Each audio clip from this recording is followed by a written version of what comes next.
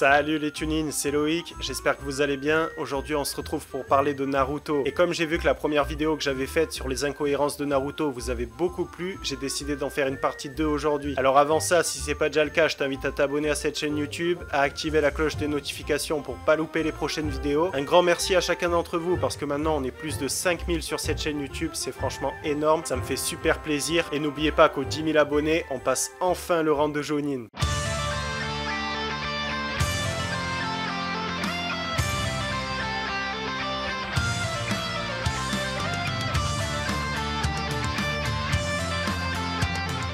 Le multiclonage est une technique interdite. Alors ok, pourquoi pas, mais dans ces cas-là, j'ai deux questions. Déjà, comment ça se fait que Naruto utilise clairement cette technique 840 000 fois sans absolument aucune conséquence? La plupart du temps, le mec, il en est félicité et il en est même récompensé. En fait, je crois que dans Naruto, ils ont pas vraiment saisi le concept de technique interdite. Et en fait, j'en viens même à me demander, mais pourquoi ces techniques sont interdites? Puisqu'il se passe absolument rien si on les utilise. Chef, attention, j'ai vu un mec, il a utilisé une technique interdite là. Oh mon dieu, mais c'est vrai, il utilise le multiclonage. Une technique qui est interdite par notre clan depuis des décennies. Ouais, c'est n'importe quoi, faut l'arrêter, faut faire quelque chose là.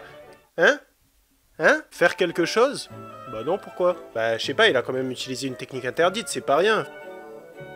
Comprends pas. Et la deuxième question toute bête comme ça qui me vient à l'esprit, si le multiclonage est une technique interdite, bah alors comment ça se fait que cette technique soit utilisée comme test, comme examen pour devenir un ninja? Parce que là clairement c'est se foutre du système. En gros, pour devenir ninja, il faut que tu montres à l'examinateur que tu es capable d'utiliser une technique que tu n'as pas le droit d'utiliser et que tu ne pourras de toute façon pas utiliser par la suite. La deuxième incohérence, c'est que Tsunade n'aurait de toute façon pas pu soigner les bras d'Orochimaru. Alors je suis sûr que tu te rappelles de ce moment dans Naruto. En gros, t'as Orochimaru qui ne peut plus utiliser ses bras à cause du troisième Hokage, il va demander de l'aide à Tsunade et en gros il lui propose de ressusciter son frère et son mari si elle accepte de l'aider. Et là pendant une semaine tout entière Tsunade hésite, on la voit qui réfléchit, qui parle avec Jiraiya, qui parle avec Naruto, etc.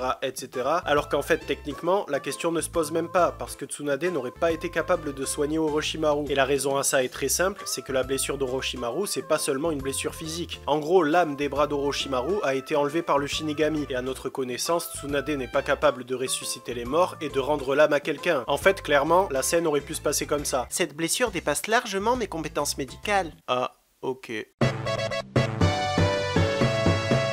La troisième incohérence concerne la technique de l'Edo Tensei, et plus précisément elle concerne Hashirama, le premier Hokage. Alors on est d'accord que Orochimaru l'a ressuscité 2 fois. La première fois c'était pour faire face au troisième Hokage et pour détruire Konoha, et la deuxième fois c'était pendant la 4e grande guerre ninja pour répondre aux questions de Sasuke. Sauf que le problème c'est que la deuxième fois qu'il le ressuscite, il affirme que Hashirama est trop puissant et qu'il pourrait échapper à son contrôle à tout moment quand il le veut. Donc là il y a une question qui se pose. Comment ça se fait que si Hashirama était capable de se libérer de l'Edo Tensei la première fois, il ne l'est pas fait et qu'il ait gentiment obéi à Orochimaru et qu'il a essayé de tuer le troisième Hokage? Alors soit c'était par pure politesse, en mode Orochimaru s'est donné du mal pour faire sa technique, pour nous ressusciter, etc. On va quand même pas lui casser son délire, soit c'était parce que Hashirama avait une folle envie de tuer le troisième Hokage. Bon après en y réfléchissant j'ai quand même trouvé une explication possible, peut-être que tout simplement la première fois Orochimaru ne maîtrisait pas sa technique et du coup Hashirama n'avait pas accès à toute sa puissance, et ça expliquerait d'ailleurs pourquoi le troisième Hokage a réussi à tenir tête aux 2 Hokage plus Orochimaru réunis dans le même combat, alors que normalement il aurait dû clairement se faire exploser. La 4e incohérence concerne le couple Ino-Sai, qui en toute logique n'aurait pas dû exister. Sai c'est un personnage attachant, le mec il a été éduqué dès son plus jeune âge à ne ressentir aucune émotion par Danzo, à un tel point où le mec ne sait pas du tout comment il faut se comporter en société. Il en vient à lire des livres sur le comportement, sur comment se faire des amis, etc.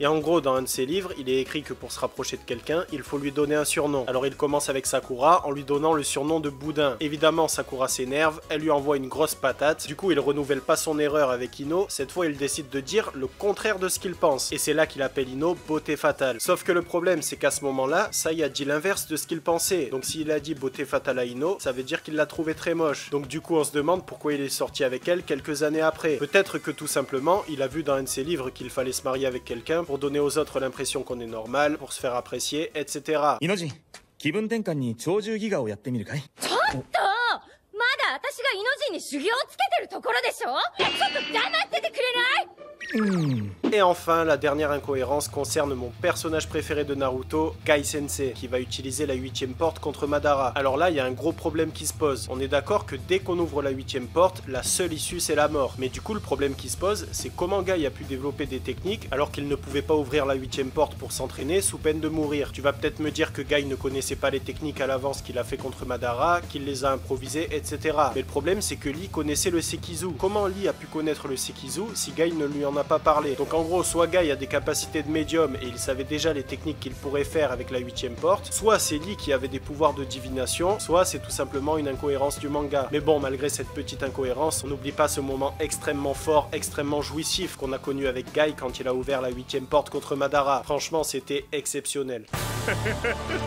死ぬところだったぞこやつめレーダー灰になる前に俺が殺してやる Et voilà pour cette vidéo, j'espère qu'elle vous a plu. Si c'est le cas et que vous voulez me soutenir comme d'hab, pensez à la liker et à vous abonner. N'hésitez pas à me dire en commentaire toutes les incohérences que vous avez relevées dans Naruto ou même dans d'autres mangas d'ailleurs. Et de mon côté, je vous dis à très vite pour une nouvelle vidéo, un nouveau manga, et en attendant que la force vous anime les tunins.